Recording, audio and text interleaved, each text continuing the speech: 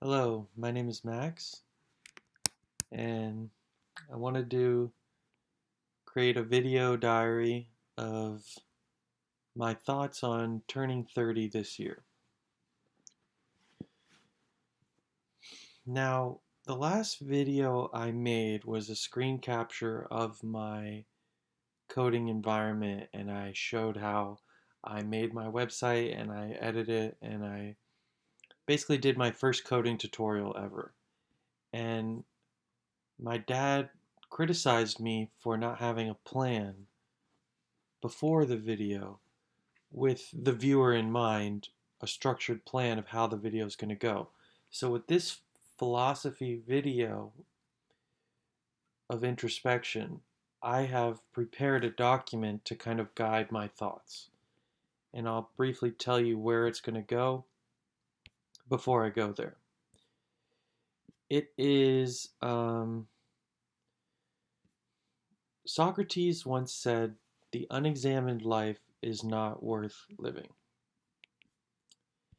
And sometimes I'm looking at myself, and sometimes I'm changing the screen and looking at a document to stay on track. I'm going to touch on my past videos briefly. I'm going to talk about my legacy, if you can call it that. How I evaluate my life. Um, Go over some lyrics of a song that I relate to and like. I'm going to talk about my addictions to Call of Duty and marijuana and how I'm dealing with that this year, today. I'm going to talk about work without going into specifics, but just kind of like how my career's going.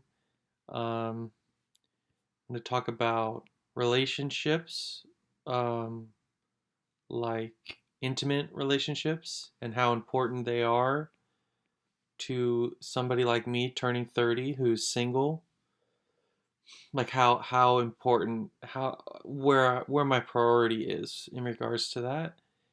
I'm also going to talk about some goals I have for the future, which would be like pets. For example, I'm going to talk about money a little bit and how I've been spending my time, and then my relationship with my friends, and yeah, that's pretty much all I have planned. So, first things first, my past videos.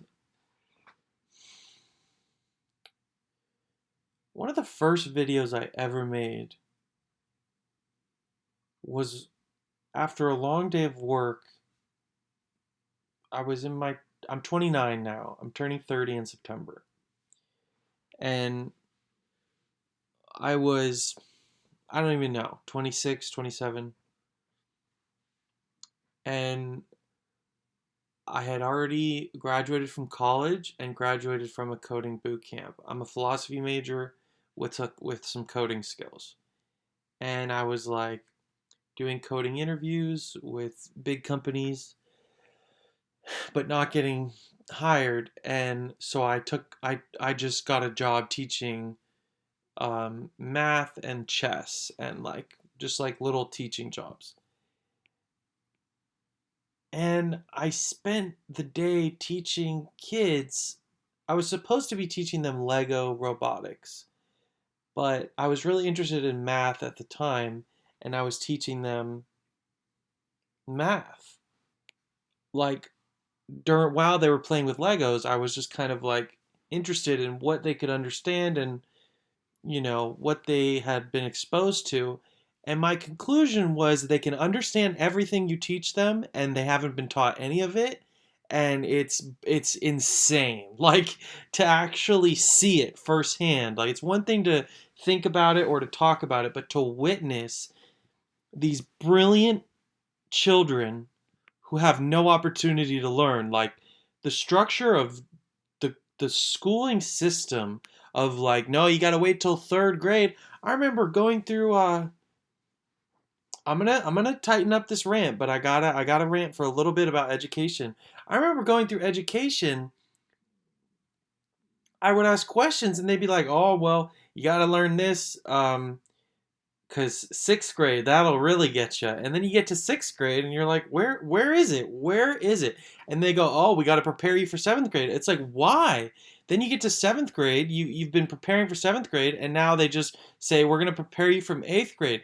Then you graduate from college and you still haven't learned anything. And you're like, what was that for? Um, it's just nonsense. School is complete nonsense. If you don't take time, diligent, hard work to teach yourself how things work and how the world works, and read your own books and do your own math homework, if you don't teach yourself, you're not going to know anything compared to someone who does. I'm sorry, but you're not going to know a thing. School is a complete farce. And I think it's on purpose. But rather than go down like a rabbit hole of like conspiracies, I'm going to try to stay on topic and just say that that's what prompted me. That experience, that life experience, I was like, I have to tell someone. Like, I went home and I didn't even know if I was going to post it under my name. I just knew that I had to share my story of these brilliant kids that I was teaching secret math lessons to, because I didn't have like 5 years to become a teacher or something, you know? I was just this coder teaching in my spare time, you know, just dipping my toe in the water, um, and examining these kids, and they were just brilliant compared to what they're allowed to learn. It's so sad. It's such a tragedy. It's such a tragedy. I really believe I can teach a kid like 4 years worth of math in like 1 week. Like, it's so absurd how much they make them wait to learn things. Okay, let's move on. If you're interested in that, you can view my white blood cell video because I rant about it. All right. So my next video, the next time you saw me on the internet, was years after, and it was called COVID 1984 or COVID dictatorship, and it was basically just me. Excuse me, on a lunch break or a 10-minute break, ranting into my phone about the new COVID rules that were being mandated to me, that I had to wear a mask um, at my desk all day long, 24/7, or 8 hours a week, 40 hours a week. And I just left. I just left work, didn't come back, said I was going to get a doctor note, got an appointment with the doctor. Doctor said, we can't endorse you not wearing a mask. We're not going to provide an excuse for you. Because I tried to say I was asthmatic, because I am. And I said, okay. And I got off the call, said thank you to the doctor, and I called my boss to tell him, hey, friendly update, I wasn't able to get a doctor's note. And before I could say I quit, or something like that, he said, okay, well, you can come back and you don't have to wear the mask, like, you know. And he's great. My work is great. This isn't about work. It's just about society imposing mandates, government mandates, that put people like my boss in an awkward position. So anyway, you know, I came back to work with a compromise of I don't have to wear it, and then now nobody has to wear it. Like, if one person doesn't have to do it, then suddenly, ta-da, it's gone. So no more mandate, and we haven't had one since. But that was my second video. Then I made a third one more recently about the vaccine, where I made a metaphor about um, trying to explain to people my understanding, true or false, just how I see it, how vaccines were explained to me as a child, I think, and how I think about them in a metaphorical way. I thought about it as an army being exposed to an enemy to study it. So you throw a little bit of Nazis at a U.S. army, and then the U.S. army from that battle learns what weapons they use and is prepared for World War II. Like when you get attenuated virus. So that was what that video was about. It was just me posing a question like, I don't know if it's such a good idea. Like the difference between a regular vaccine, which is what I just said in the metaphor, and mRNA vaccine is mRNA kind of has. You can just watch the video if you care, but um, it's different than the traditional army learning things. My argument was that it was like having Nazis in your own ranks, and it would cause confusion and autoimmune problems later. Mm. Like I don't want my DNA being modified in that way, but it's described. But so there was the mask mandate and then the vaccine rollout. That both of those prompted me to say something, and then the education being just a complete joke. Like, what are these genius kids doing?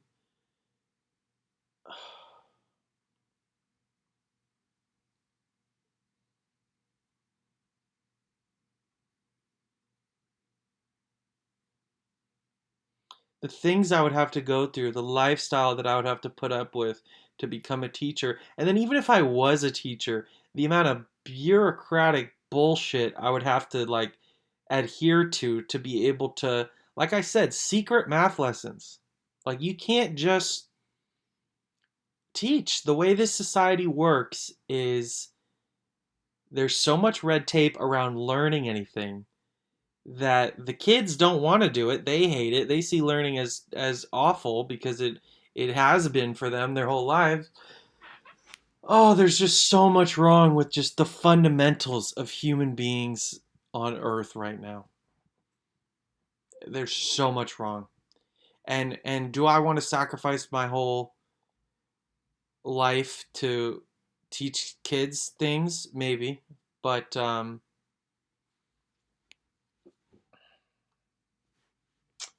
it's just crazy. Anyway, I've gotten a full time job in insurance, and that has sort of stabilized my life because I was being like a part time teacher here and there, and taking tests to become a teacher, and thinking about that.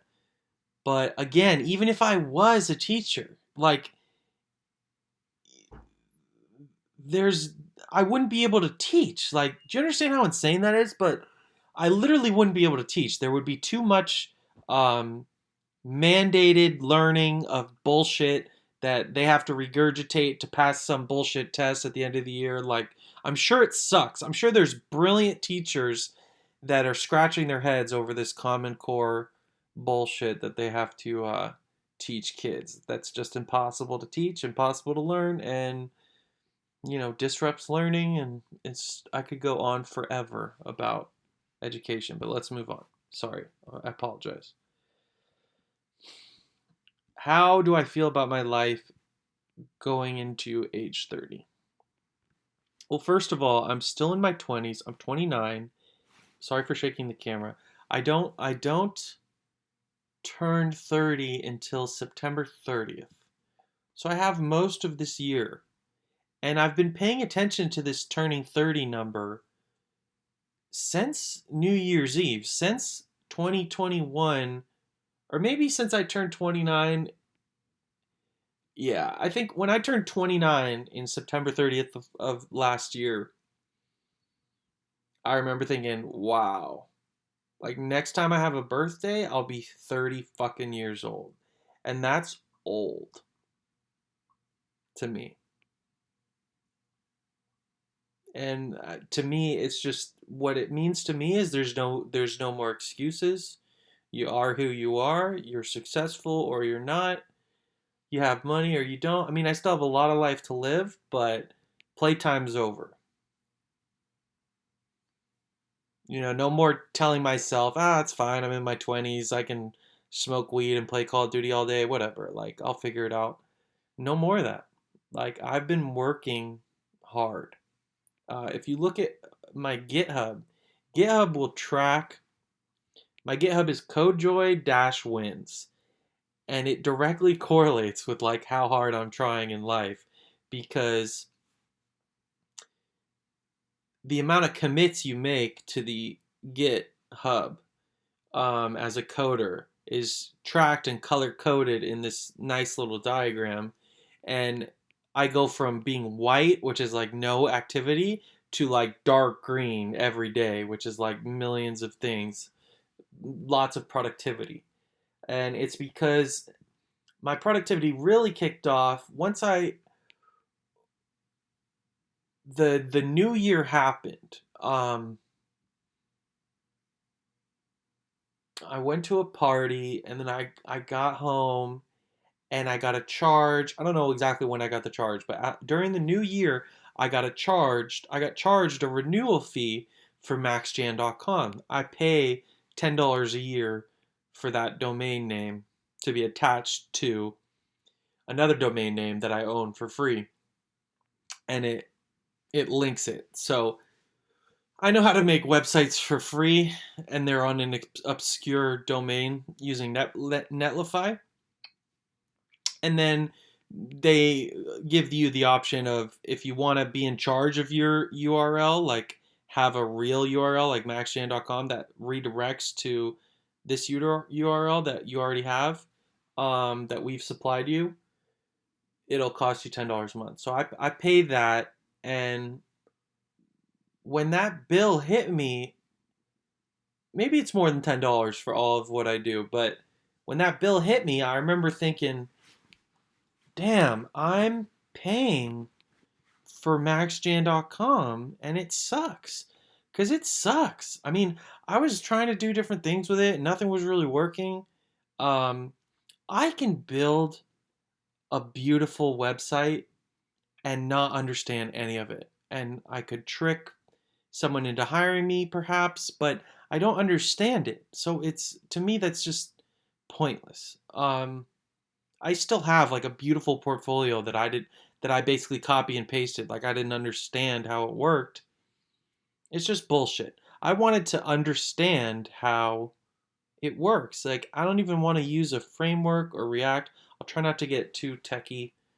Um, but I decided if I'm going to be paying for this domain, I'm going to make it badass and I'm going to make it in a way that I can understand. Like, fuck everything I've learned so far in programming.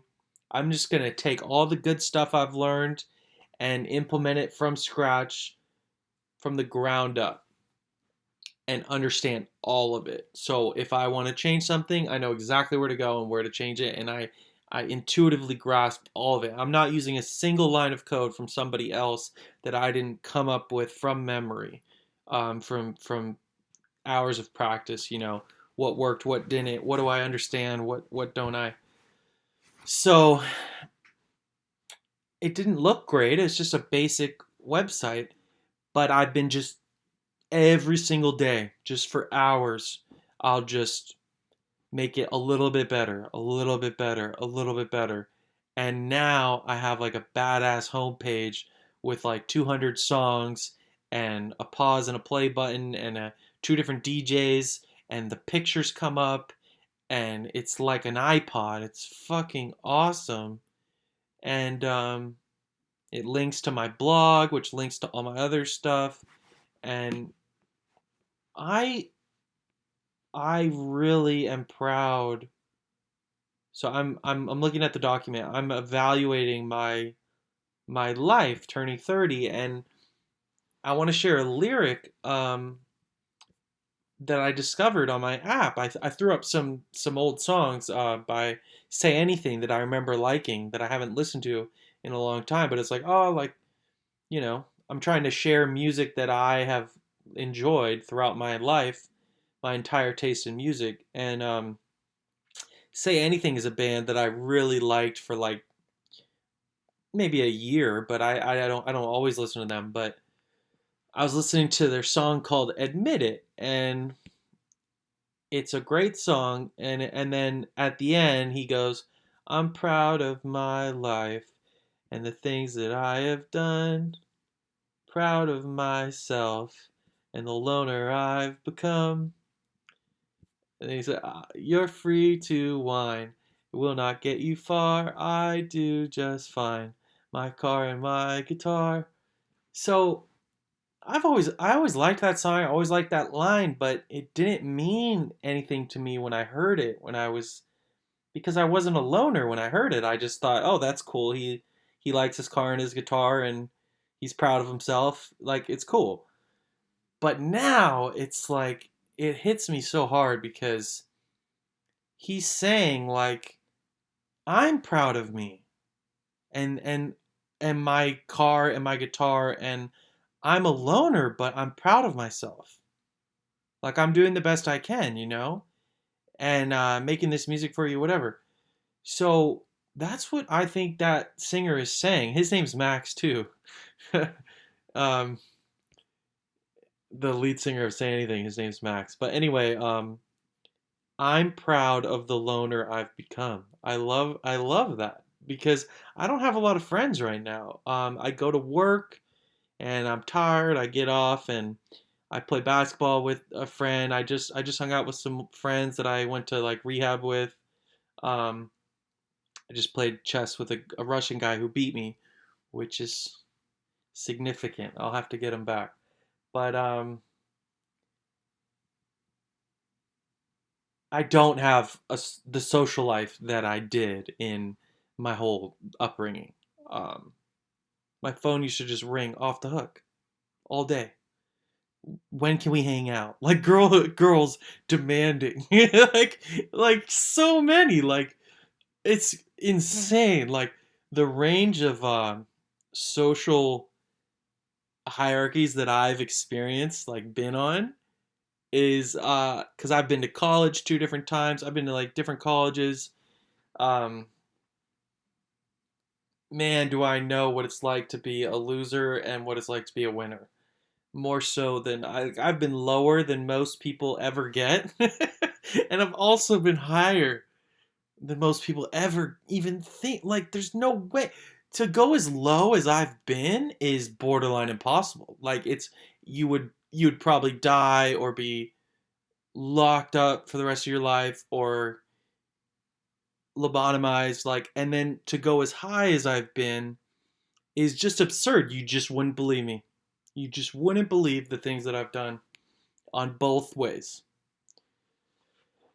Ah,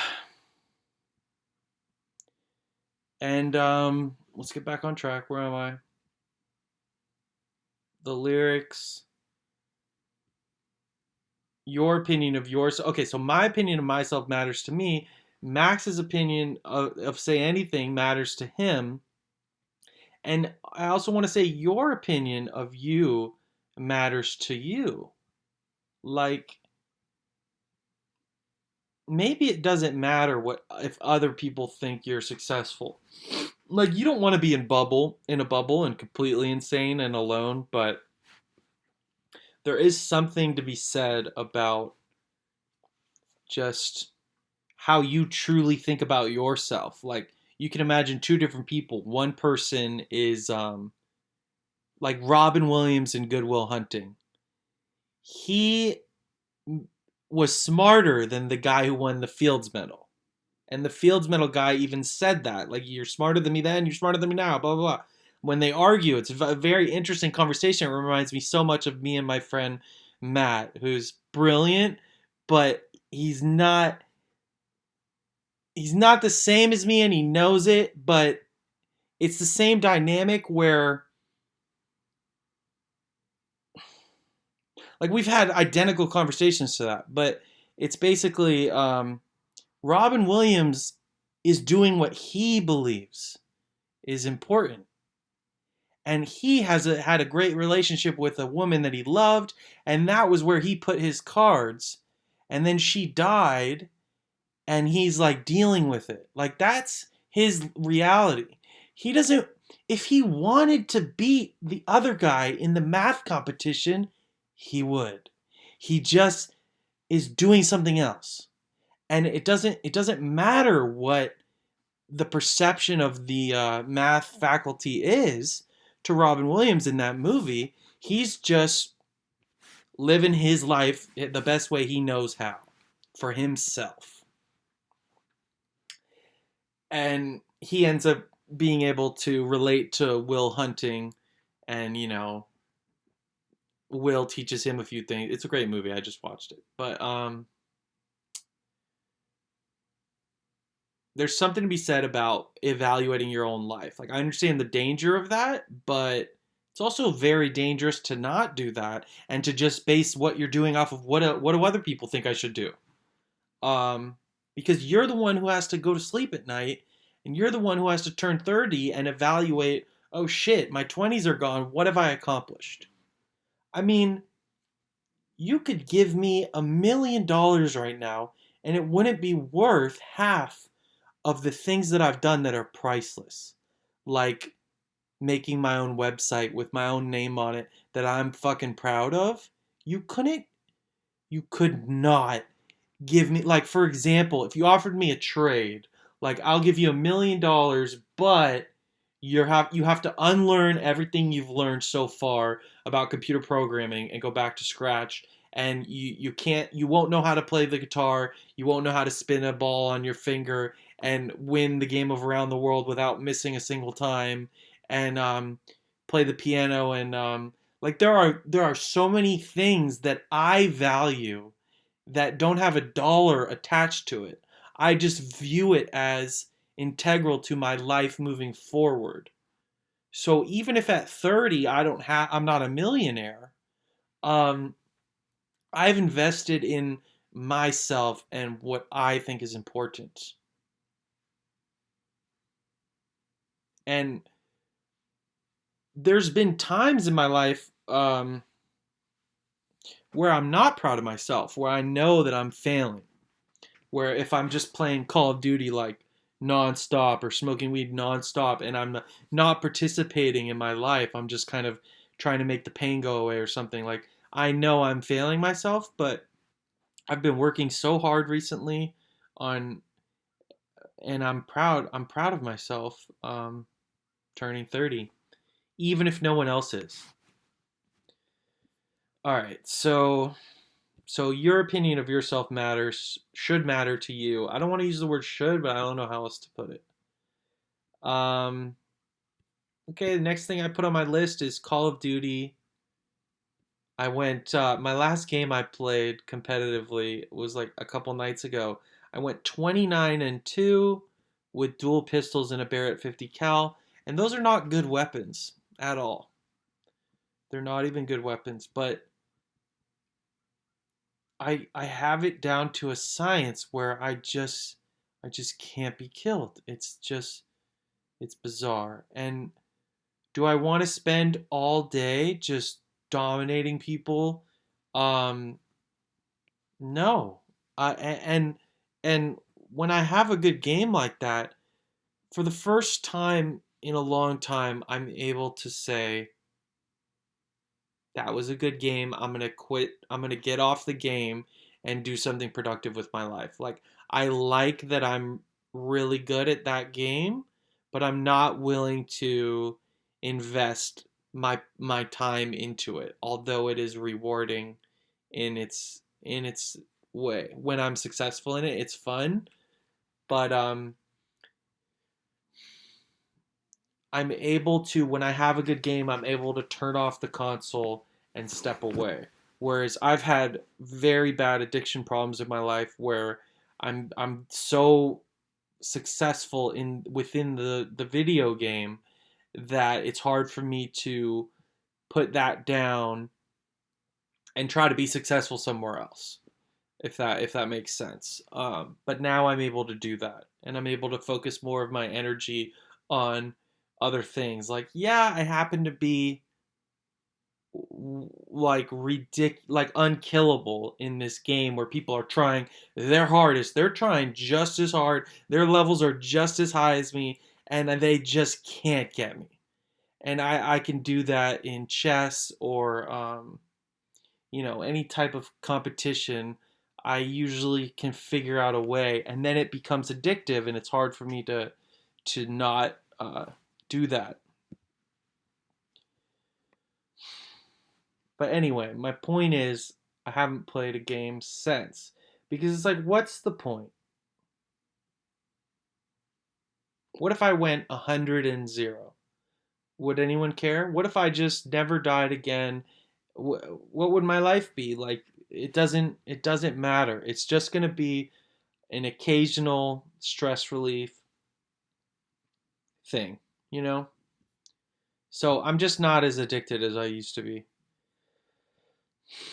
I haven't even played today, for example. I just went over to a friend's and I worked all day. So normally I would come home and play Call of Duty until I have to go to bed and go to work, something like that, if I was truly addicted. Okay, so I have my addictions under control. Excuse me. My other addiction would be marijuana.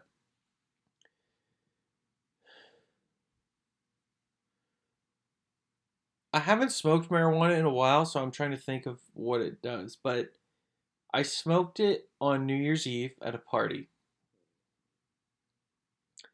And before that,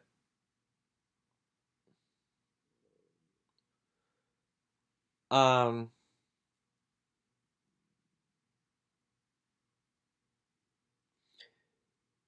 basically what I've learned about me and marijuana is like I have the occasional itch to, man, too bad I'm missing out on that marijuana lifestyle. Like maybe I should buy a joint and go to the beach and smoke a little bit of it. Not be a stoner, but just, experience a little bit of it. And I have that thought. But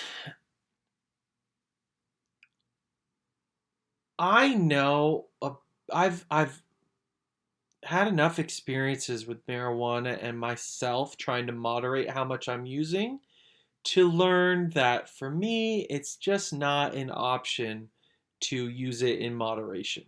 Like, it's just not possible.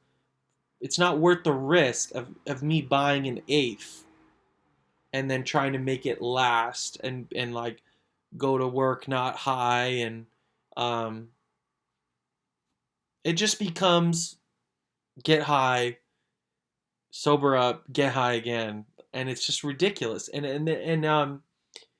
you already have what's called a homeostasis, and if you do nothing, eventually you need to drink water for your thirst and eat food for your hunger, etc. If you are a pothead and or a cigarette fiend smoker and you are adding on a thing, one more thing that you need to feel okay, it's just too much. It just takes over your entire life. Because trust me, it's hard enough to drink water when you're thirsty, sleep when you're tired, and put clothes on when you're cold. Like these inevitable, unavoidable thirsts and drives, whatever, they're so prevalent that adding more onto them is lunacy. And that's what happens to me. If I have an eighth of weed, I don't feel okay unless I'm using that, unless I'm taking advantage of it. Uh, it's like I can't enjoy my Taco Bell that I just order unless I go smoke in the car first. It's like you're adding one more thing on the list that you have to do to feel okay, to just be okay. And I've taken the drugs just out. because once your body adapts to not needing drugs, it just forgets about you ever needed them. And now you only have to worry about the companionship, the food, and the hierarchy of needs. Okay, so that's my weed story and my Call of Duty story. Work. I'm going to talk about work for a sec. Career. My business put me in charge of something that I felt was broken, and I proposed a solution to it, and it was discussed and ultimately in the works, and I've been working on developing it and implementing it, and then finally I implemented it, and it's working. Basically, it's still in the early stages, but it's an improvement on the old system in my opinion and others' opinion. So that's really good, It's good to do something productive in my career for once. All right, so now we're going to get to the sex topic and girls. Now, in my document, I put how important is sex? How badly do I want a girlfriend? Not enough to settle. Does getting a girl to love me love myself more?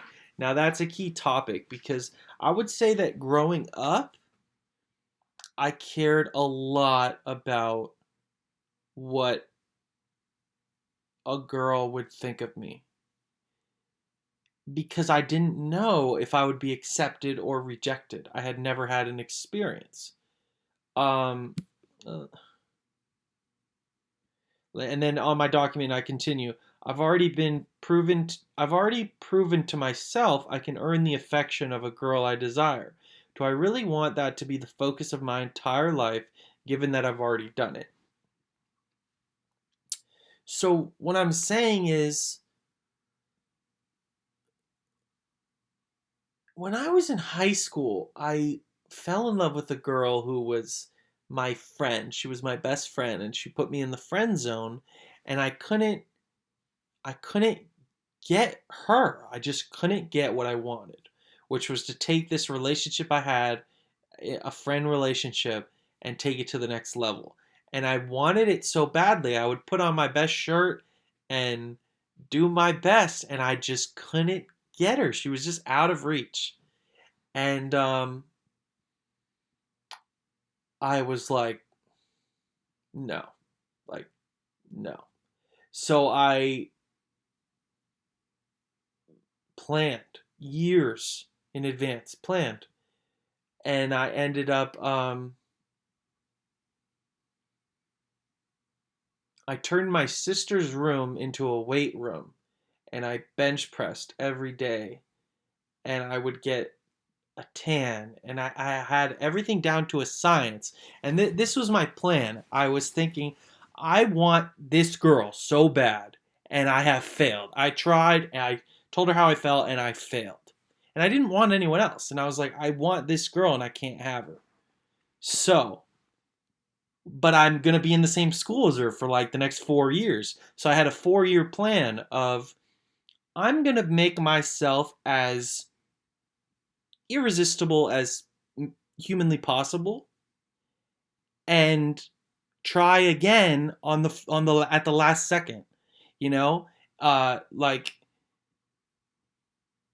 And if she doesn't, this was my plan, if she says no when I've tried my hardest for years to be the man that she considers acceptable to her, then I'm going to be in such a good position that when she says no, there will be other girls that will be willing to accept the new and improved version of myself. That was my plan as a freshman in high school. I would play video games all day and have a fantastic time. Me and my friends would play Gears of War and laugh our asses off and play Halo. And I loved my life. I just didn't like that I couldn't get the girl that I wanted because I was pasty, and hadn't, won any scoring titles recently, but I just transformed myself to the best of my ability, and I ended up dating basically the hottest girl in the school that made my original target jealous. And it was this interesting situation because ultimately, I don't know why I'm telling the story, but it's interesting to me. Whatever. You probably don't care, so I'll try to wrap it up. But it is fascinating. Ultimately, I ended up with the original girl of my fancy at my house in the perfect situation. Like taking me out to dinner, wanting to hang out with me, like, but I had just broken up with the hottest girl in the school, or like she broke up with me or whatever. But anyway, I ended up blowing it with the original girl. But in my opinion, my plan worked because um I succeeded in getting what I was after. In freshman year, I wanted to be the guy who the girl would choose if she had her choice. Like the most desirable girl in the school, they look at all the guys and they can pick any of them. I wanted to be eligible in that conversation so I could get my girl that I originally wanted. I wanted to use her as fuel to put myself in the position that I ultimately was in. And the girl that I dated, she won the award in the yearbook for being dream date, and I was dating her while she won that award. So I think that's factual evidence that my plan worked. And I even shared that plan with a younger kid who used it, and it worked as well, um, for his friend, not for him, but it was my plan. Anyway,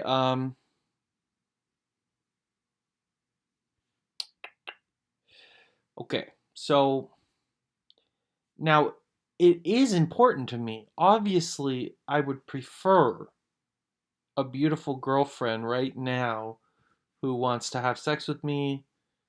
Um, that would be desirable. It's not the same as it was because it's not even about the girl and the sex. It's about what I thought about myself. Like, am I worthy of her? Like, sure, it's nice to look at a girl and she has big boobs and, she gives you a blowjob. Like, awesome. Like, that's fun. And it's in it of itself, it's fun. But the real treasure is this chick can have anyone and she's choosing me. That's the real that's what guys really want. I'm sure that's what women want in an inverse way. But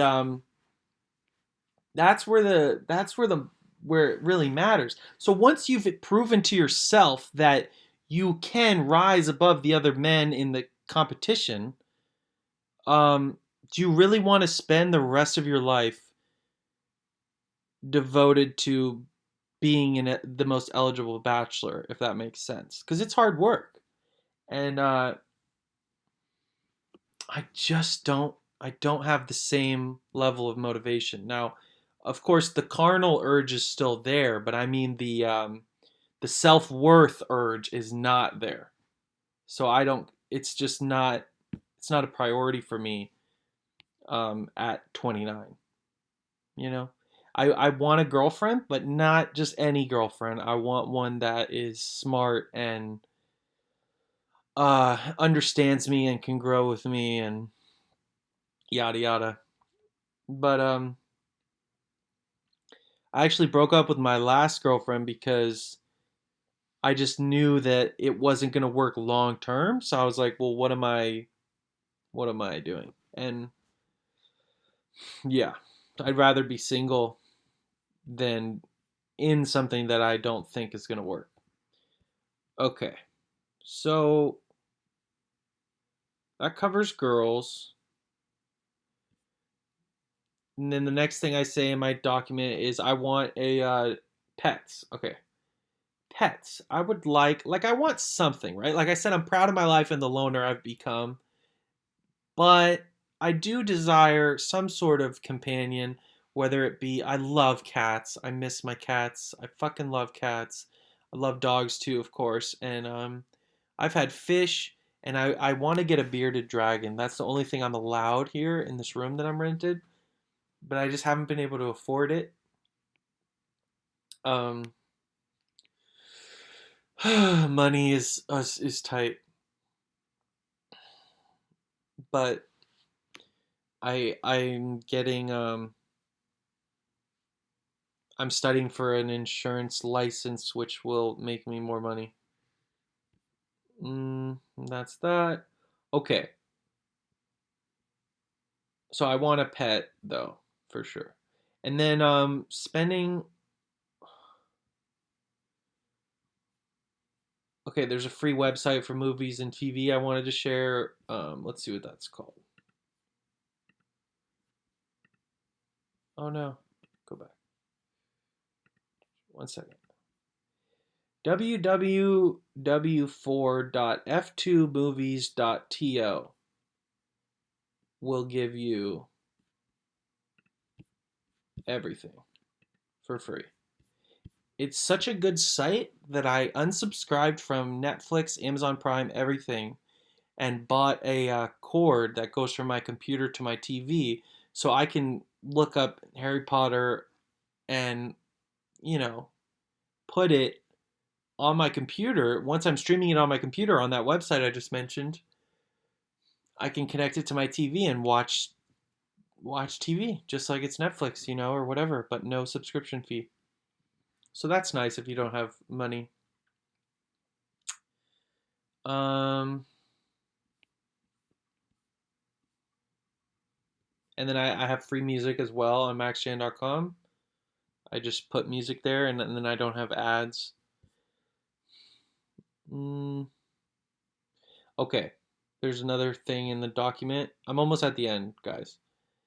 There are things that I know today that took me so long to learn, and I want to be able to put what I know out there so that someone like me can learn from my experience. So I'm like a searcher of truth and knowledge. And like for example, I put the example is concatenating strings and variables in coding. Okay.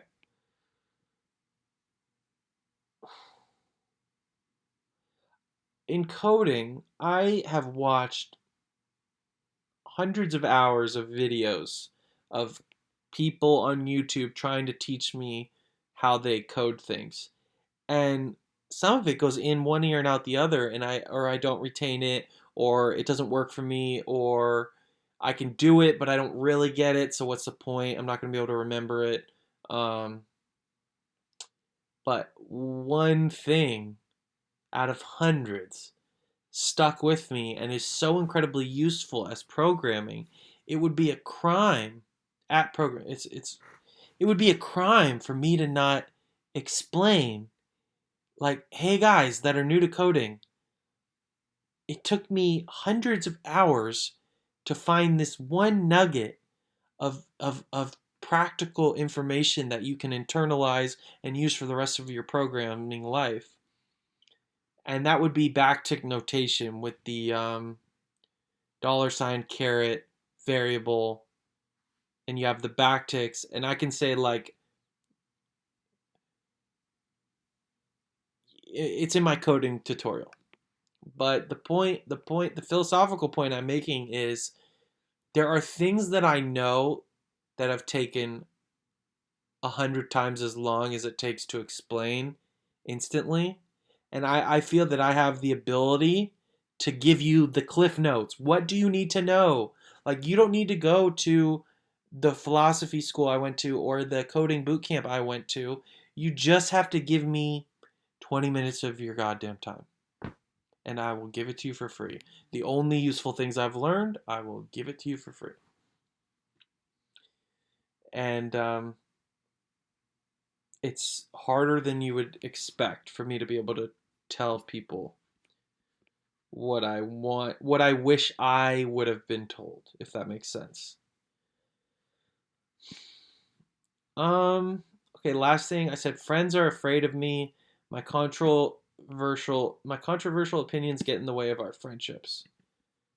Um, Now that's a me thing. That's not a them thing. But it is unfortunate, and this is something that only like a truther can relate to. And by the way, this thing on the wall that's a scratch from the chair. It's not something I can clean. But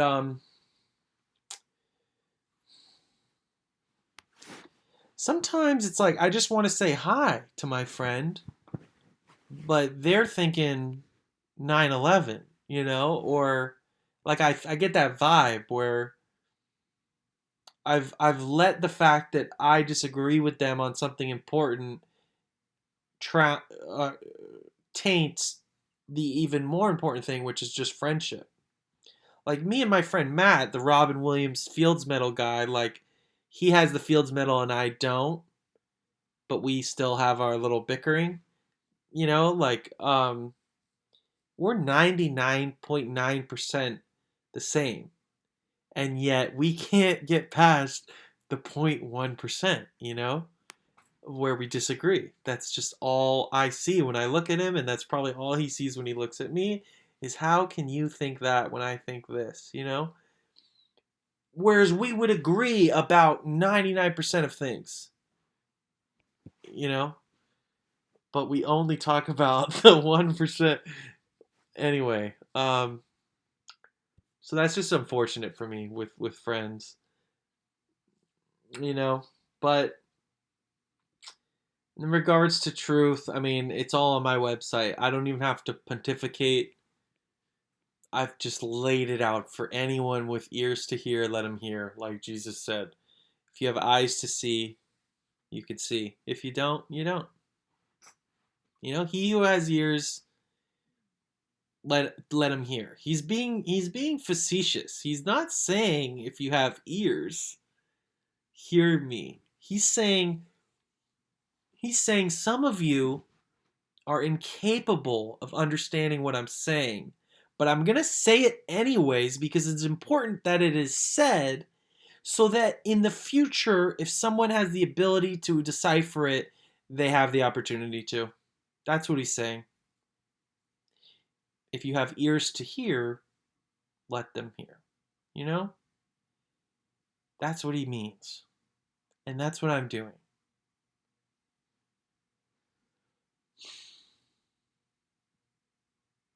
Again, imagine the frustration of you spend how many hours confused by code, trying to figure it out. You figure it out, you make a video that's an hour that documents basically everything that you've learned in I don't even know how many thousands of hours I've spent learning code.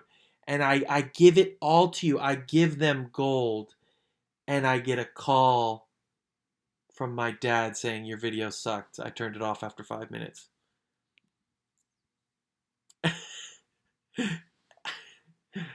um and I could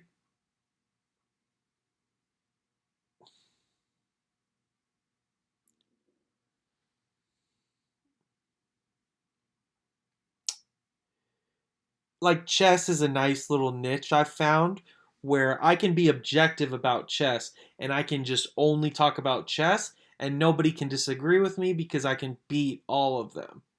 So how are you going to disagree with me? It's objective. You know what I mean?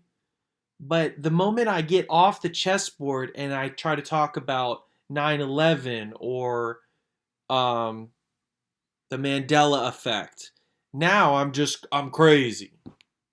Because there's no objective measurement of no, you don't understand what I understand.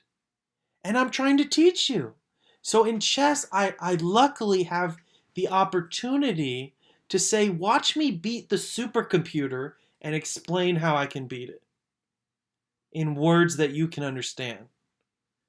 Um, and it's this little niche I've found where I can communicate with humanity. But other than that, I can't. I can't even begin to translate what I know into words that you can understand. No offense, but nothing, nothing is what the average person thinks is true. None of that is true. It's like the amount of lies and deception on planet Earth, if that even is where we are, is through the fucking roof. Like there could easily be, and again, I would just lose you if I said something like there could be shapeshifters and half the people aren't even real and it's just like a big show. Like I could just throw that out there and you would label me as nuts. Um,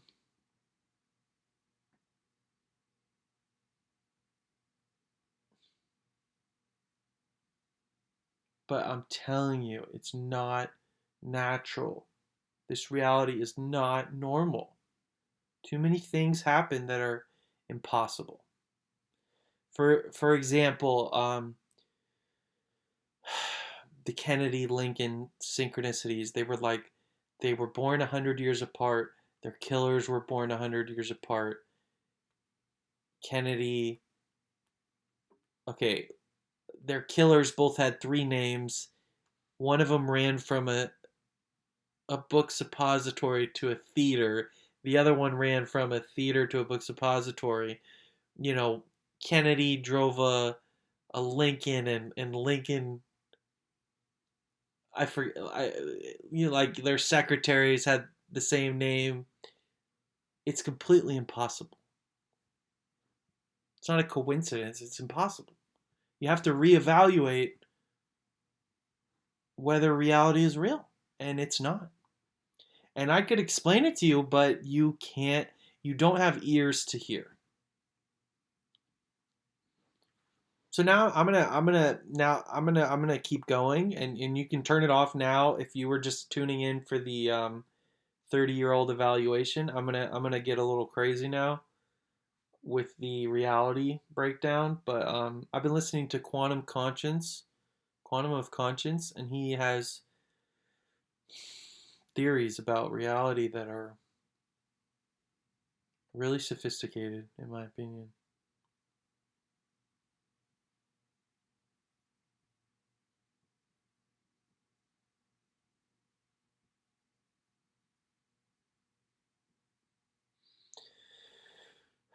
One thing I've learned is that I'm not allowed to be smart. I'm just not. I'm not allowed to tell you something that you don't already know. It's like the average person is not able to learn from someone smarter than them. And it's like, what a predicament. Forget me. Let's just imagine Joe. Joe is smarter than you, or Joe is smarter than everyone. And now imagine Joe's predicament because he possesses knowledge that no one else can understand. And then Joe goes to his friend Bob and he tries to reduce what he knows into the simplest form and try to communicate with his friend Steve. I forget what I said his name was. And Steve resents Joe, smart Joe, and says, What do you think? You think you have it all figured out, Joe? Um, why should I listen to you? You know, like it's this weird dynamic for whether I'm smart or not. The smart person of society has an incredibly difficult time being smart because I mean, on the one hand, you could just be a con artist and use your intelligence to exploit others, like sort of like the way I did in high school, where I was like, oh, okay, I see the goal. I see what I want and what everyone values and wants, which is the hottest girl in the school. And I see a way to get it. It's going to take me a few years, but boom, boom, boom, boom, done. you know?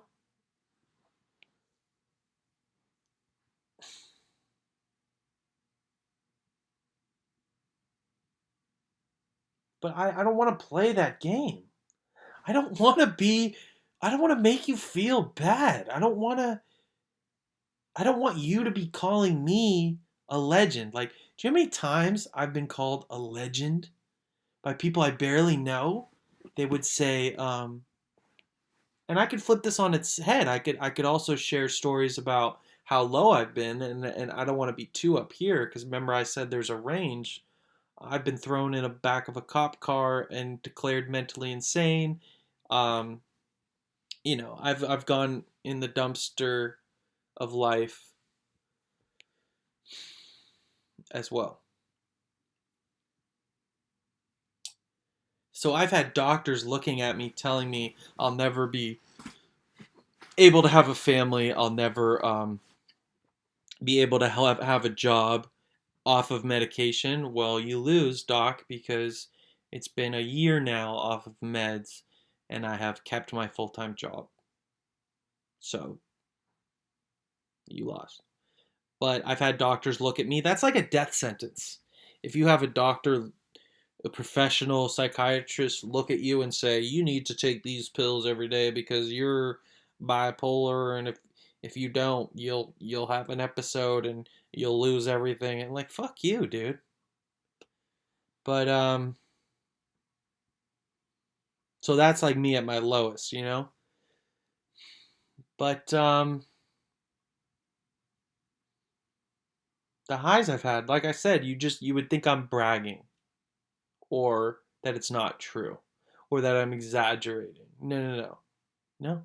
I've visited a college of complete strangers and had all of them just obsessing over what I'm able to do. I've had girls say, please, if it doesn't work out with this girl that you're visiting, date me instead. Or I've just had absurd. The highs and the lows are, you wouldn't believe me. You just would not believe me. I've been in a room with 30 pretty girls all dying to, like, literally, I'm not exaggerating. I've literally been in a room with 30 girls dying to get with me at the same time. Um, and I think I didn't like one of them. And my mentality was, I wish she would leave, and then I would really enjoy this. That was my mentality um, in the situation. But it was an absurd situation. Anyway,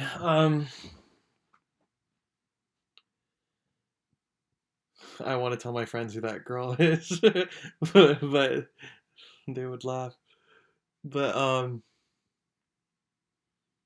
let's talk about the lows.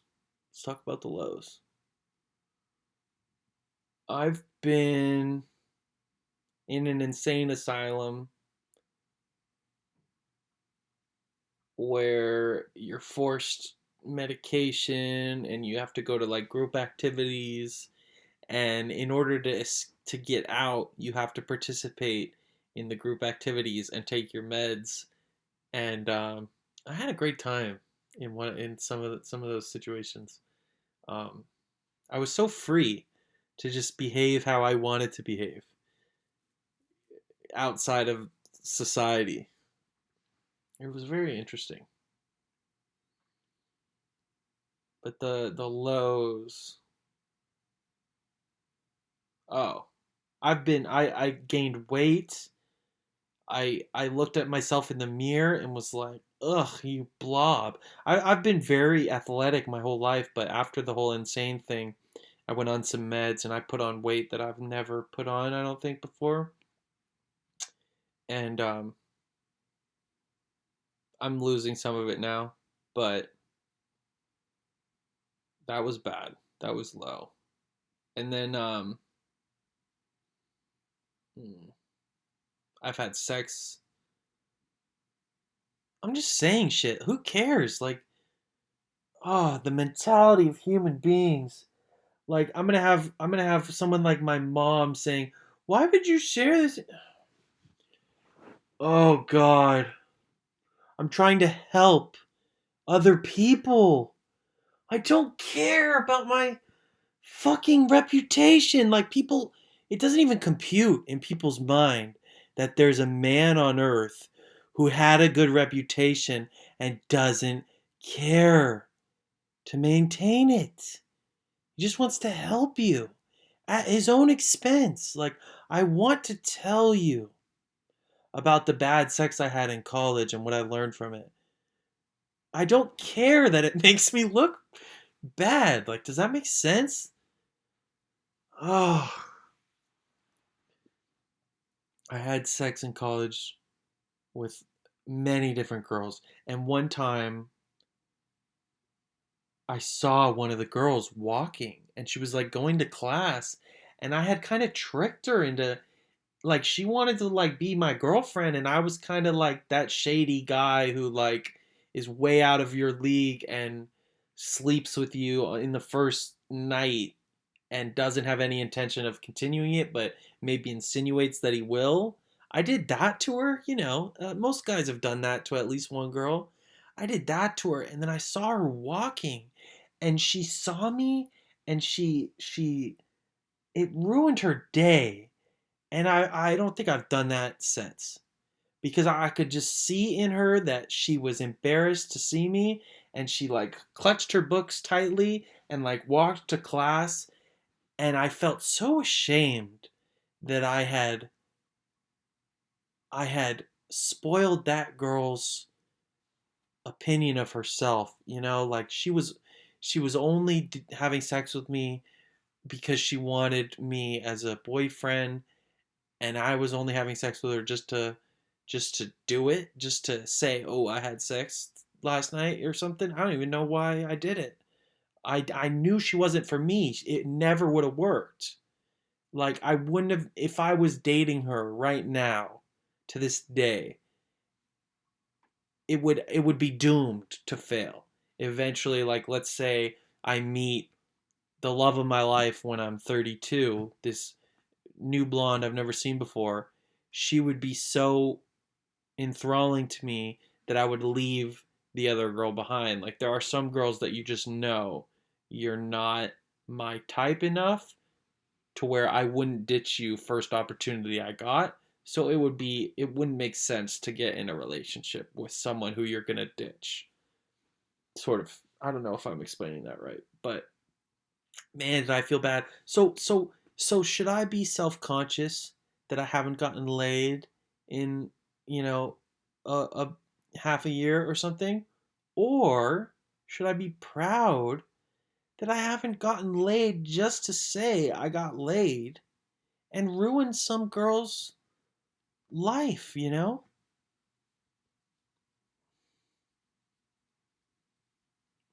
It's just that wasn't the bad sex either. That was a different. The bad sex was like the one night stands on Tinder with this girl who had like long fingernails. We're talking lows of the lows.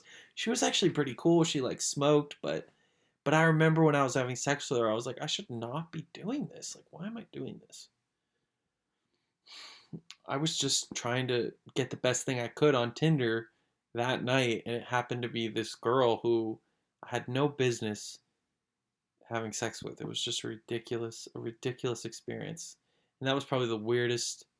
It wasn't that terrible, but it was so pointless.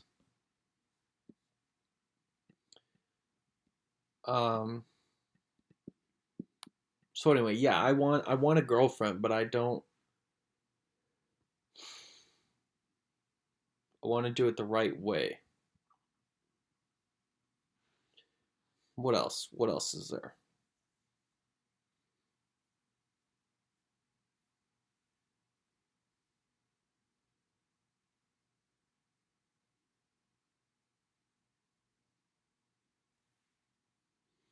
Okay, I'm going to talk about my music. I am not a great musician, but I just want to know how music works. And I want to see what I can accomplish with music. So I record songs and I use a shitty iPhone to record it. And it's not great, but it's the best I can do with what the tools I have.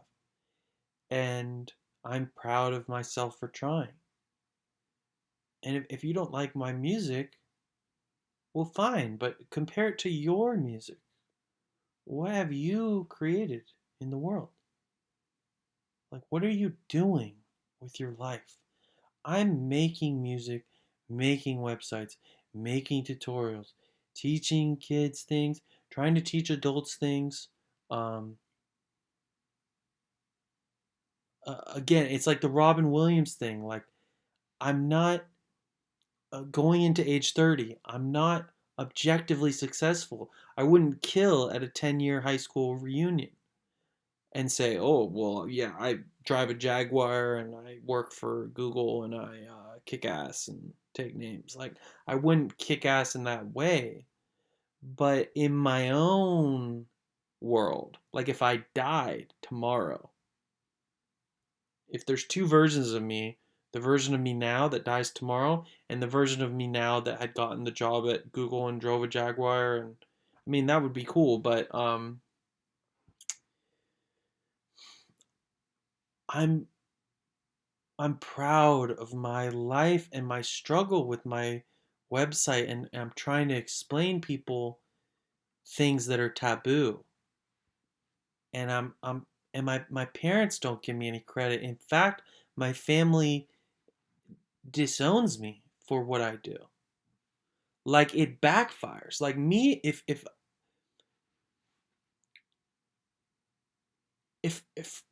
if I think I'm trying to conceptualize, well, what if I'm wrong and I'm just pushing wrongness on people?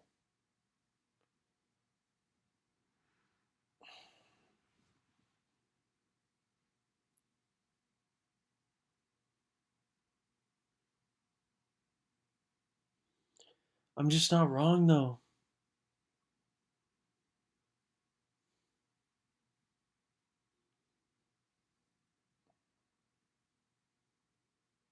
Like the moon landing. I myself was trained to think anyone who challenges the moon landing is automatically, obviously, uneducated, stupid, tinfoil hat wearing conspiracy theorist. Of course, anyone who challenges that is just dumb. But it's been 50 years. Um, 52 years. 52 years. You know when people grab a little greeting card and it has a little noise on when you open it and it says happy birthday to you, and then they say, hey, did you know that there's more technology in this little card than we went to the moon with? And people go, really? Huh. And then they go back to drinking their Diet Coke. Well, either that's not true and it takes more to go to the moon than a greeting card, or it takes more to make a greeting card work today than it did to fake going to the moon 52 years ago. Like, do you understand that? Like, either that fact that everyone likes to throw around is false, or it proves that we didn't go to the fucking moon in 1969. I'm not sure how else to explain that. But you to believe that that fact is true and that the moon landing is also true, like to believe that we went to the moon on less than a greeting card and now we have a greeting card, but we can't really get around to going to the moon anymore. It's a little too expensive, and Elon's interested in Mars and is giving the cold shoulder to the moon, basically. I mean, how fucking stupid. Like I don't even I don't even know what to say. It's hard for me to not say, like, name names and say people are stupid. But the greeting card thing, okay, like maybe you just say, well, that's not true. The greeting card thing that people say is not true, and then that you can logically defend. But to pretend that, I already said it. I'll just leave it at that. We'll move on. But that's an example of something that people people would hate Joe the smart person if he went around trying to question the moon landing to his neighbors. Um, in this society, we're all trained to tell Joe that he's crazy.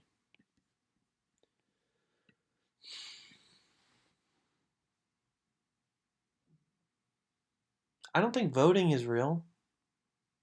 I don't even vote. It's a joke. I live in California. The state is gigantic, and it votes Democrat, apparently. Who knows how real that is? But first of all, you have two flavors of the same ice cream. You have the left wing and the right wing of the same beast system.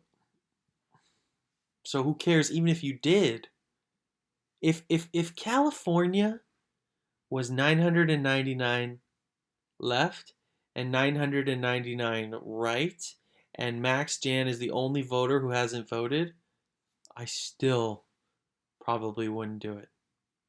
Because right wing or left wing, you're electing the same beast. And they've designed that to work that way.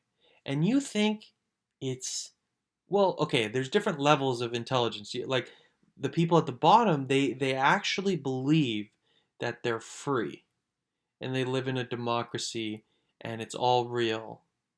And then you have the level above that that sees that it's stupid and what do they think? They would say, "Oh, it's people. It's people orchestrating a system to work in their favor." That would be level 2.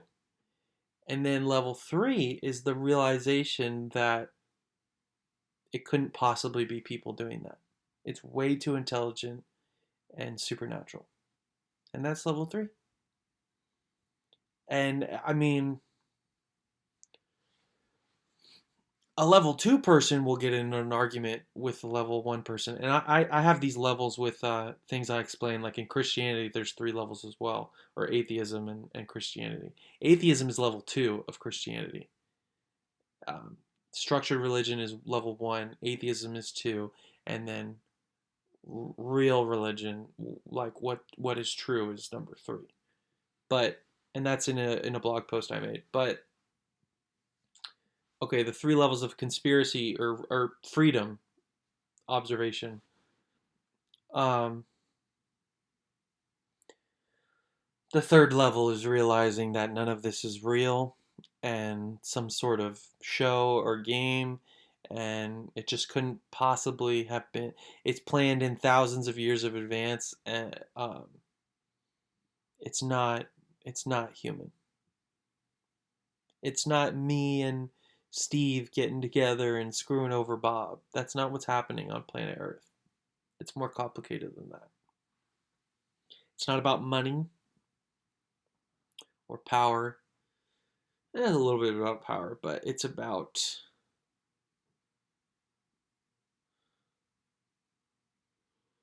we'll go back to Jesus, right? He said, "For we wrestle not against flesh and blood, but spiritual wickedness in high places," something like that. So Jesus is worth quoting. The best evidence I have personally of God existing is that if I think about Jesus,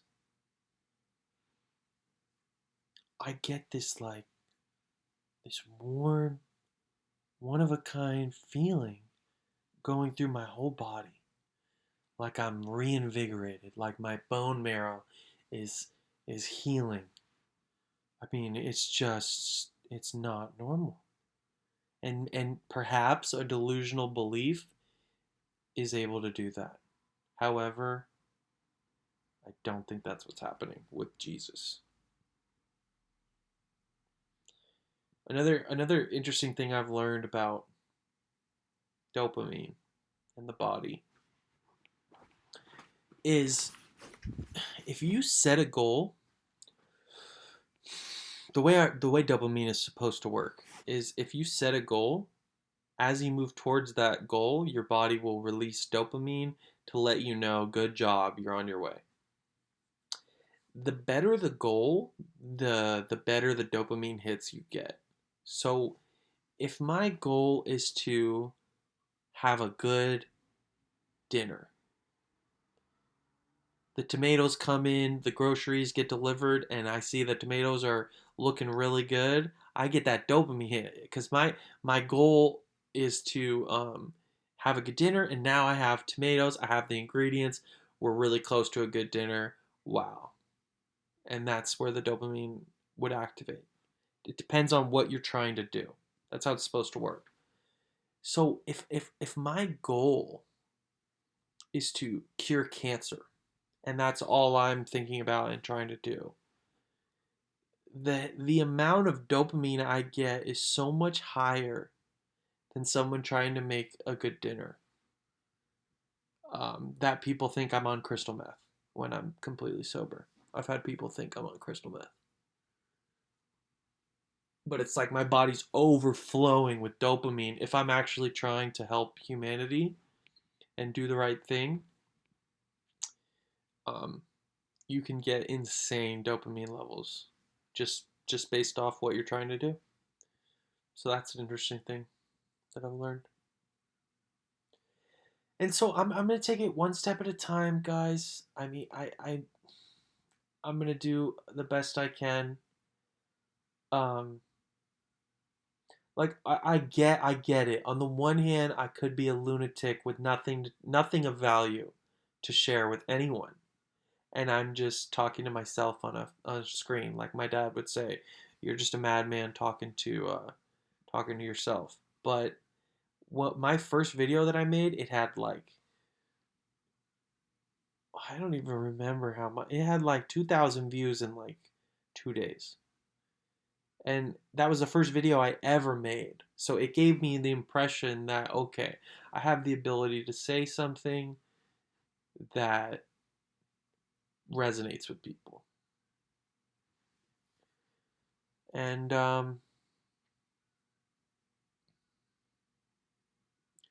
that's my life. That's my Mein Kampf. Go ahead and demonize me for that. My struggle. Sometimes I think of my struggle and I think of Hitler. Not that he was a good person at all, but who knows what the truth is there. I mean, he was probably bad, but every single thing I've ever learned in history, I have unlearned in my own examination. Like there's nothing in school that you learn that is true upon further self-examination. None of it. None of it. None of it holds up in a court of law of your own honest examination if you want to do your own damn homework. Like I do. Okay? I do my homework. And none of it is true. It's all lies. All of it. All of it. Have you ever thought about how many flags are red, white, and blue? Maybe they're all the same controlling structure. Do you really think Britain colonized America and then lost a war with its colony? Do you realize how fucking stupid that is to actually believe that? Like, has it ever occurred to you that it's a chess move and it's the colony is telling itself a fairy tale and becoming a military stronghold? But Britain never lost that war. They accomplished exactly what it's just so fucking brilliant. I can't even begin to put it into words and explain to you the creation of the United States and its military power over the world and its fairy tale and all the people believing they're free in it, and none of it's true. We didn't win a fucking war against the country that produced us in our infancy. It makes no sense if you actually think about it. The Revolutionary War, George Washington rode a boat and shot some guys and became president. No. Nothing on earth in this realm happens the way that you're told. Like, I just.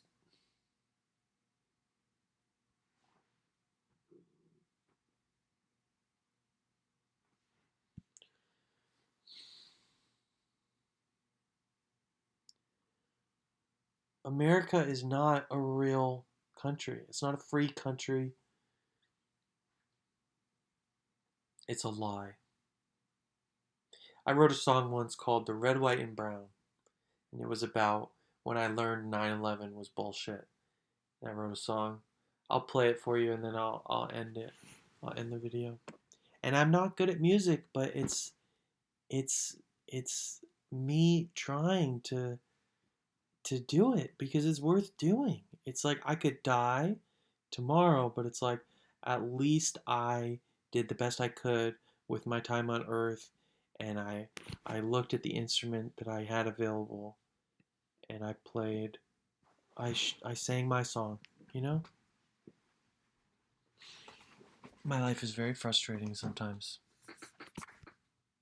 And everyone's going to think I'm arrogant, and here's my song.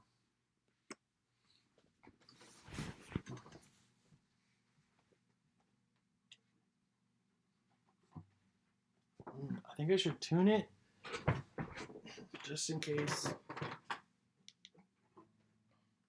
Then I gotta go to bed and go to work.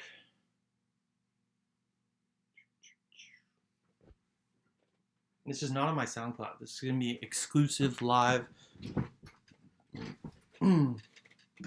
Where is my pick? I have to go to the bathroom too. Okay.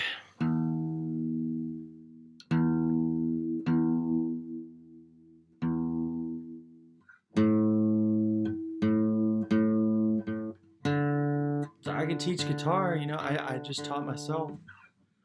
Like that's a little niche where I could get phenomenal at guitar and then teach people that.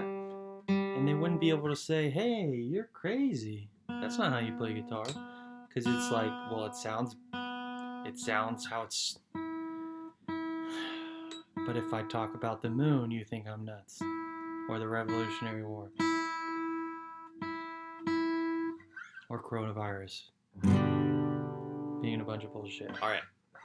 Red, white, and brown.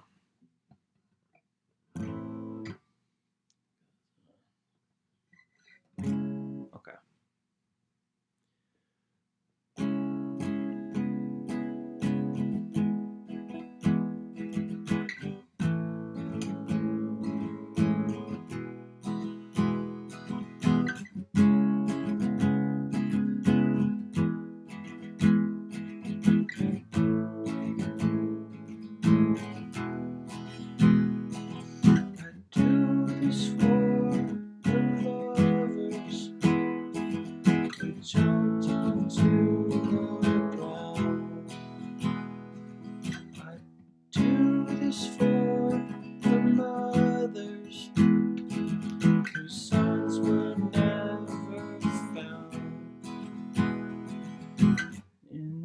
I forget the words, you guys. No one likes to talk about preventing you on. It's time for us to think about our leashes getting shorter. I do this for the lovers who into the ground. I'll show you our true colors, the red, white, and black.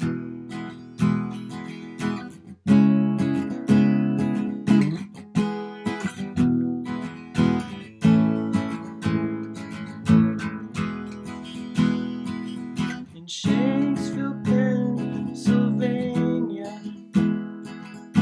no engines were found. They found a red bandana and a passport on the ground. And no one likes to think about how leash is getting shorter. It's time for us to think about preventing the new world order. I wrote this a long time ago.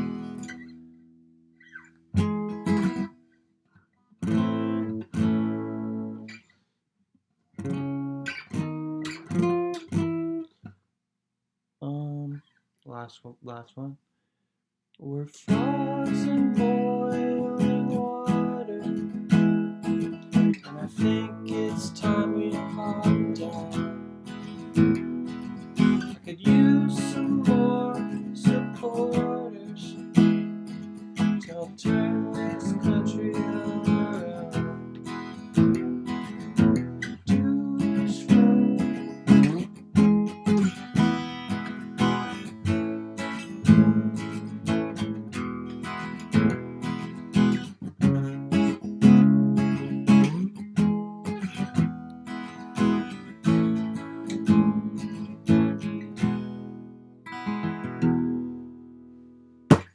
Anyway, that was a little song about 9/11.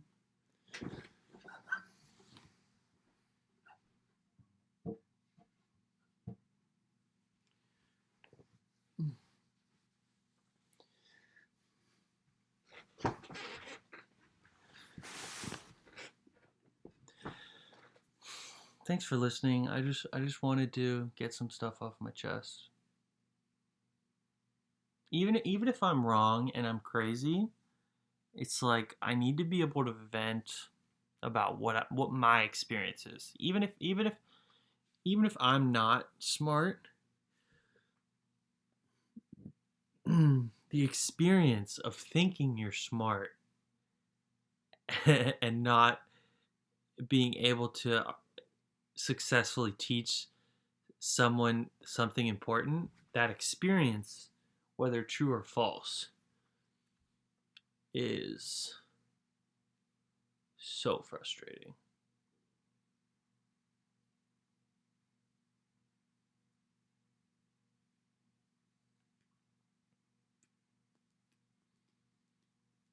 Like I made a video explaining the dangers of mRNA vaccines in a way that a 2-year-old can understand, and my parents just went out and got the shots. And even my best friend did, and they all texted me about it as if I would want to know. Like, good for you. You didn't understand a word I said. Awesome.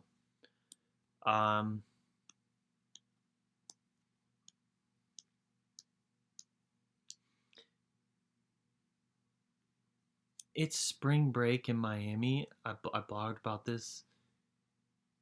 The spring breakers are not allowed to go out and drink on the street because the government of the free United States of America, home of the brave, is telling them to stay indoors because there's a virus that you can't see. So we're going to have to patrol the streets, prevent you guys from having any sort of fun. I mean, that's the reality that you are participating in, not me. I'm saying it's bullshit. I'm saying it's all a lie, and it's all some super intelligent satanic intelligence running things on planet hell, and none of this is real. And I can wiggle in and out of different roles. I can see how good can I get at chess. Am I going to be world champion? Maybe then. But even then, Bobby Fischer was miles ahead of everyone else. No one can understand him, and he's number one in chess ever. He was like completely unstoppable, won like 20 games in a row, which is completely impossible. You're supposed to draw or lose sometimes. He won 20 games in a row and was like world champion, and everyone loved him for chess. And then the moment he tried to say anything about anything, not only did people say he's crazy, but they also said he's wrong. It's like, well, I can't even begin to understand Bobby Fischer. He's that much smarter than me. So I would never dream of identifying him as insane or saying that the beliefs that he has about whatever he was ranting about that are different from my own are somehow inferior to my own, because he's in a different ballpark. So why like there's nothing I could do. It doesn't matter if I do good at my job, or if I write the best song I can write, or if I become world champion at chess, or if I'm completely unkillable in Call of Duty, or if I teach myself calculus or how to program and I give it all away for free. Um, uh, all I want to do is have someone say, "Okay, Max, I'm a little confused about reality. You seem to care a lot about learning and have acquired a lot of knowledge. Can you please explain to me this one thing? I've been researching um, this school shooting. It seems a little fishy. I don't think it really happened the way that the news is reporting. Can you explain how they did this? Like something important." I want someone to say, "Hey, Max, if I feel like my vote doesn't matter in this society, can you help me understand the democratic process and what's wrong with it?" Like I don't think anyone's ever asked me a real question about anything. It doesn't matter what I do. I'm incapable of translating anything useful to anyone else. It's like some weird hell. I can use it against you, but I can't give it to you and help you. That's this reality. I can take what I know and you don't, and leverage it against you and steal your girlfriend, beat you in a game of basketball, beat you in whatever I want. But it's impossible for me to just fucking share it with you without without you saying I'm arrogant. I'm insane. Look, hey doctor, look at this video. He's manic depressive. He's having a manic episode.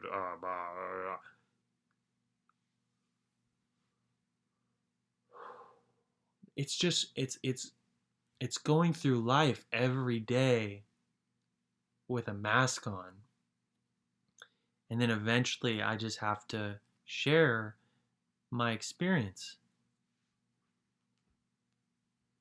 True or false? My experience is that I have things that I'm happy to share that I just haven't figured out a way.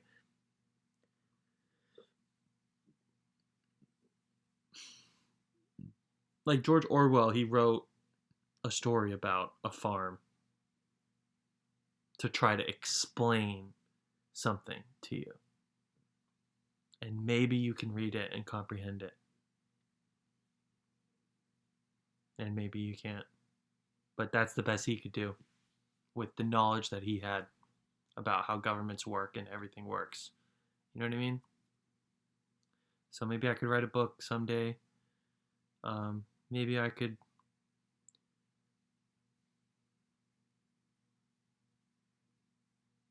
I don't know. So at 30, in conclusion, I'm proud of what I've been doing leading up to age 30. And I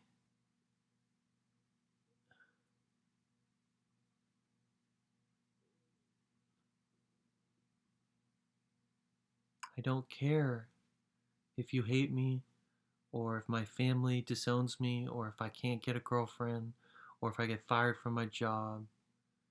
I don't care about that as much as I care about my inner truth being shared to those with ears to hear. Let them hear. Because if you don't have ears, you're not going to understand what I'm saying. You're going to look through it.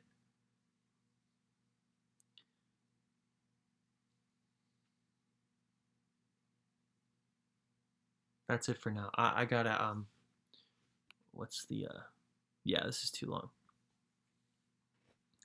This is even longer than my white blood cell video. And that was way more intelligent. This was not good. But it's just I would say it's a continuation of white blood cell. It's just a friendly update. I lost some intelligence since then, and I've been gaining it back because of the drugs that they had to put me on. But I just wanted to check in, share where I'm at. In white blood cell, I thought that people were gonna kill me to stop me from sharing the truth with the world, if I eventually can find a way.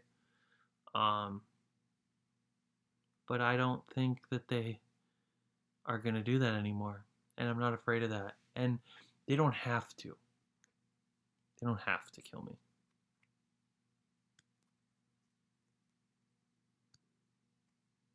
Because you don't have ears to hear. So why it doesn't matter what I say. If you don't have ears, it doesn't matter what I say. You can't hear it.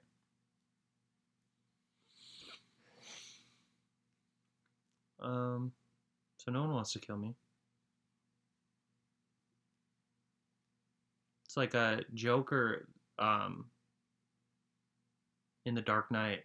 He says to Batman, "Why would I want to kill you? Like this is like a weird type of game where the bad guys that I thought were gonna try to kill me to prevent me from overthrowing them, they don't want to kill me. They're having fun. They want me to join them, like Green Goblin wants Spider-Man to join them in exploiting all the stupid people and the masses.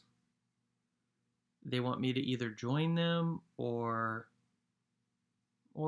just to discredit me somehow. Um,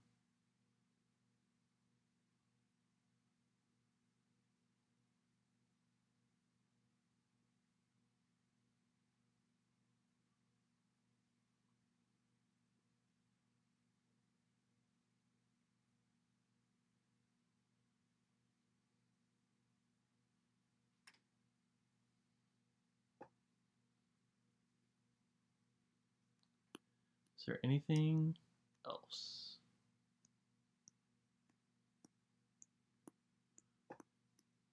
Okay, perfect example.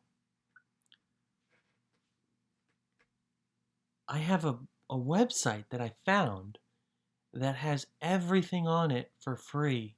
You don't need to pay for all these things. You can just stream it for free on this website. And is anyone going to watch this video and then ask me, "Hey Max, can you send me that link?" or "Thanks for the web." Like, how fucking I don't understand people. Like, what do you want? What can I give you? Like, I made a free music app. You don't have to pay Apple $10 a month. You don't have to pay Netflix $10 a month. I mean, it's illegal, but the people that are making that what I'm doing illegal are doing things that are way worse than illegal, if that makes sense. Like, go ahead and fucking sue me, government, for the things that I do that are illegal, because you yourself are full of fucking shit. And and what's legal and what's illegal is insane. You don't need legality. You just need sanity. If people were raised properly, you wouldn't even really need laws. And they have like thousands of pages of laws. You don't think I could be a lawyer and understand that stuff? It would be like taking candy from a baby. I'm not interested in bullshit. I'm interested in truth. And in White Blood Cell, the best thing I said in that is, like, the synopsis of that is, I'm not interested in tricking you. I'm interested in getting you to see the trick. So imagine a magician who is trying to show you his trick, as opposed to tricking you. That's what I'm doing. So if you don't think I know that posting this video is bad for me in my personal life, my personal reputation, then you simply don't get it. Like, I know how to have a perfect Instagram with supermodel girlfriends and a million followers. Like, if you don't think I could do that, you didn't go to high school with me. Like, you don't know who I am. Like, I can play whatever game you want me to play and come out on top. But I'm not interested in doing that forever. I'll do it for a year or two or three or four. Um, but how boring of a life. Like, I don't want to beat you. I want to help you.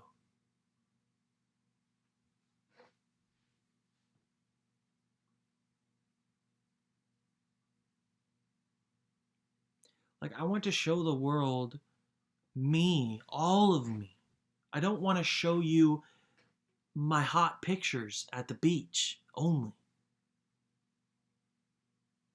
Because then your life is, you don't know, you think you're messed up. Because everyone's messed up. I'm messed up. You're messed up. But if I don't tell you that I'm messed up too, you're going to think it's only you that's messed up. So I'm here in this video showing you at my worst, telling you I'm fucked up in the head, I'm messed up.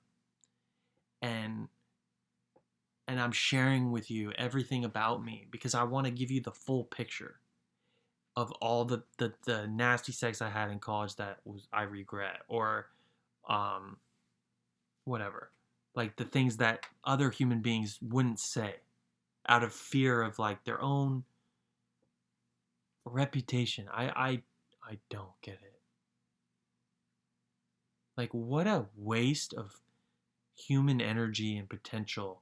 Everyone walking around with a social media profile of their best self, and they take a picture when they're at the Laker game and they post it, and they don't post the picture when they're in the waiting room at the psychiatrist office or something. Like, um we're all just busy lying to each other all day long. And it's like if everyone just stopped lying and just only told the truth, there might be chaos for like a few days. But like the movie Liar Liar, I don't even remember if his does his life turn out good after he can only tell the truth. Does it ultimately get good for him at the end? I don't remember. I'll have to rewatch that. But the truth wins, baby. Jesus wins. And I am truth in the flesh, flawed and real. And I'll tell you any damn thing you want to know. Like, I'll go this close to getting fired, like, I'll tell you anything you want to know if you want to know. There's nothing I won't tell you. Things I've done that are terrible. I've done horrible things. I mean, I haven't killed anyone or done that type of bad things, but I've done things that I wouldn't even say in this video. But if you asked me in a in-person conversation, I would share it with you. The things that I'm not proud of that I've done. Um, just to let you know that it's okay to be fucked up. You don't have to be perfect all the time. Like, I remember I had a perfect social media account, and it was perfect. And I remember thinking, well, what's the point of doing anything? I already have a perfect account. I had one time I had a picture of myself in a boat, and I said, "Would you like to take a ride on my boat?" as like a joke question. And then like the hottest girl in the universe said, "Yeah."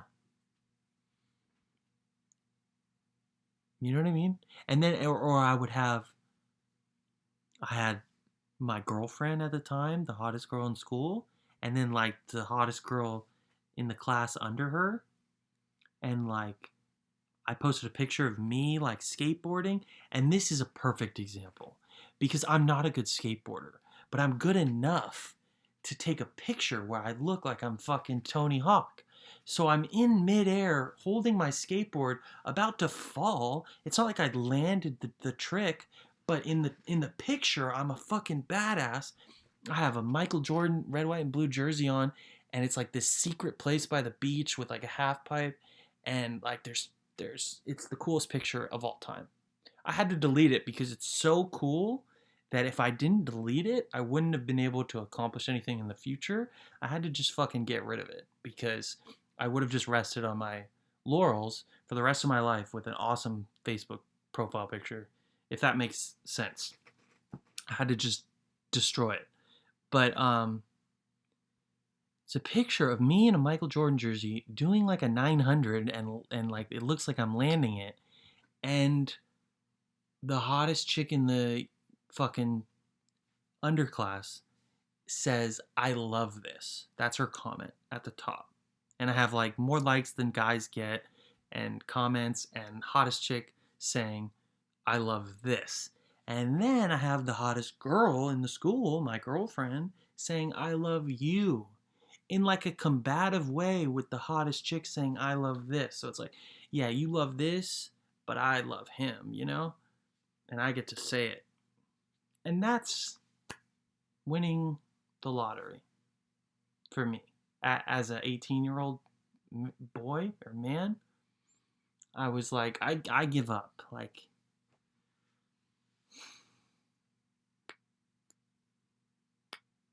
so fucking hot, that chick. I almost broke up with my hottest girl in school to get with that girl. She's so fine. Unbelievable.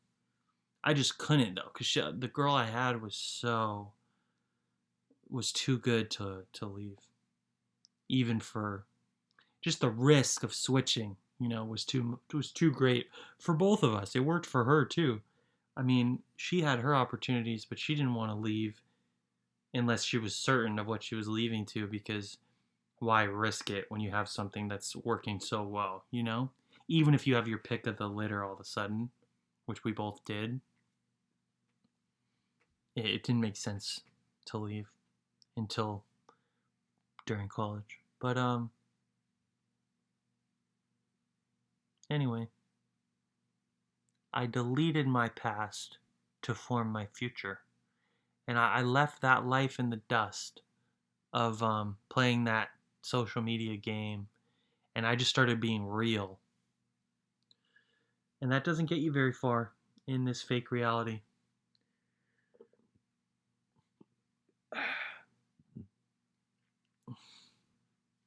You gotta fake it to make it, right? Be real to lose appeal. Be real to lack appeal. Fake it to make it. I don't know. All right. Peace and love. Thanks. Bye. I don't even know how to save this. What do I do? Oh, okay. There it is. All right. Oh. Since there's no such thing as chance, last thing, I'll leave you with a Bible verse. The Bible's not all real, all true, but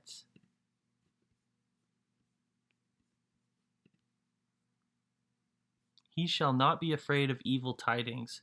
His heart is fixed, trusting in the Lord. And um, when you read a Bible verse, the funny thing about it is the words, you won't really know what they mean. But if you use the dictionary for every single word in a verse, you'll realize that the Bible is like a lot of words put into little words. So, like, if I looked up the word tidings, like, I don't know what tidings means, really. I might have an idea of what it means, but if I look it up, you'd be shocked. If you do Bible dice and you read the verse and you're like, I think I know what that means, but then you Google every single term, you'd be shocked at how specific and sharp the words are. Like, so let's use this as an example and then I'll go. He shall not be afraid of evil tidings. His heart is fixed, trusting in the Lord. Psalms 112:7.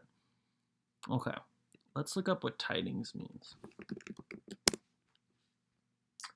News, information, a flock of magpies. Okay, so he brings good tidings. Okay, so now I remember. It's news. Okay, so what about news? He shall not be afraid of evil news or information. All right, so what does evil mean? I'm using Google, which is not true, but it'll work for here. Evil is profoundly immoral and wicked. So he shall not be afraid of profoundly immoral and wicked news or information.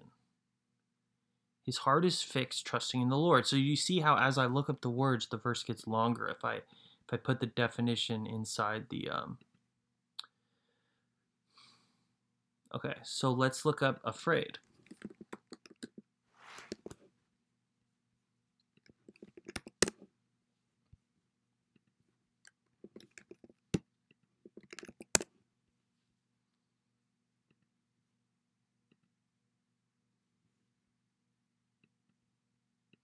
I'm going to make this minimized so I can also keep an eye on myself.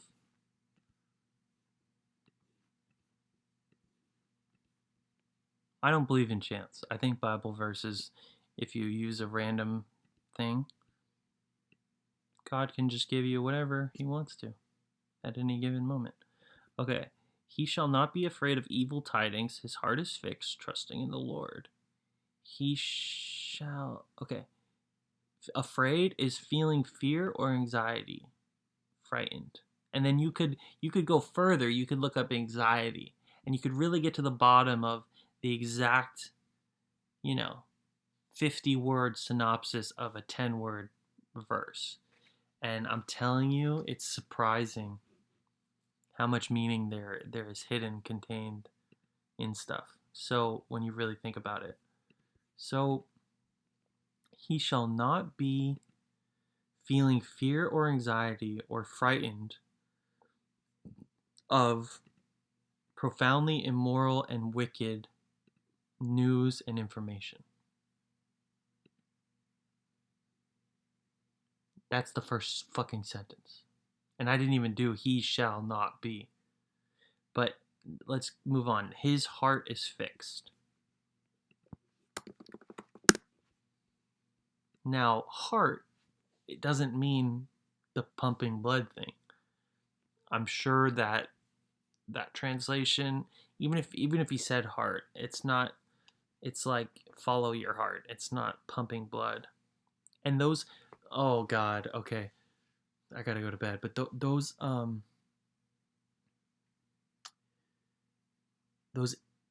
what are they called? Idioms? Those idioms that people say are there from antiquity. They're there for a reason. Someone says follow your heart.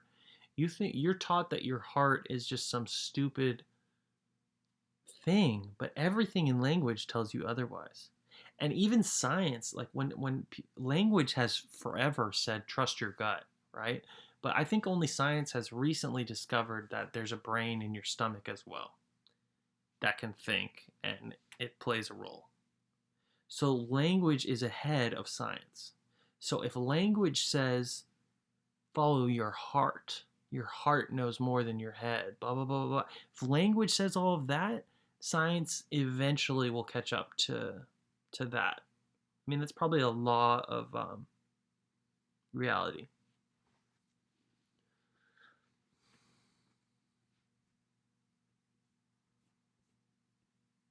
His heart is fixed. So whatever heart means, right? Could mean intuition, could mean passion, could mean, I don't know. But I think intuition maybe is probably a good substitute.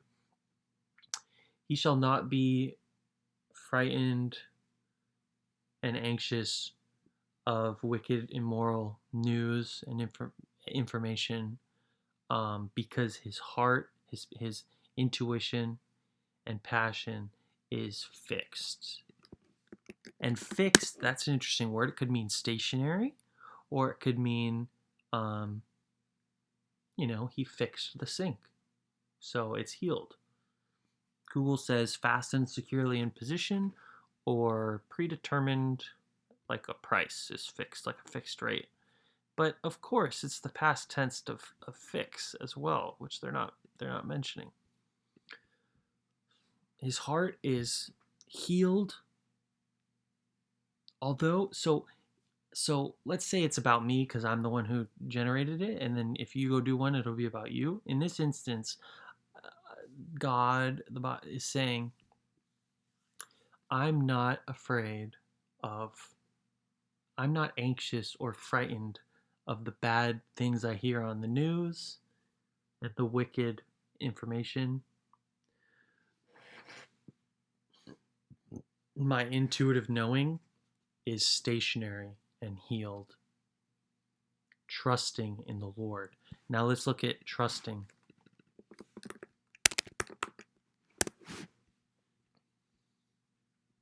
Trust. It's got like a long definition. Firm belief in the character, strength, or truth of someone or something. He placed his trust in me, a person or thing, which confidence is placed.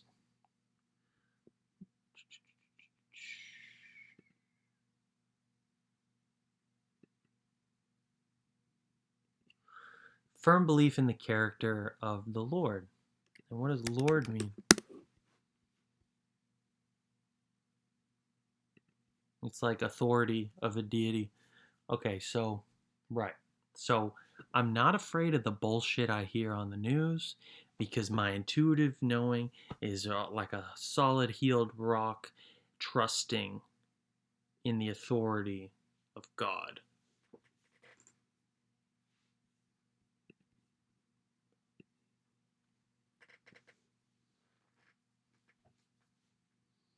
So, my intuitive knowing of what the right thing to do is preventing me from fearing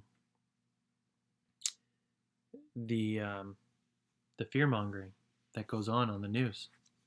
I mean, you will never turn on the news and hear them say the murder rate is way down and coronavirus cases are really dwindling and peace on earth is just around the corner, and kids are getting smarter, and we're thinking about teaching them things at a younger age, and um, there's less crime and rapes down and marriages are doing well, and you just won't hear that.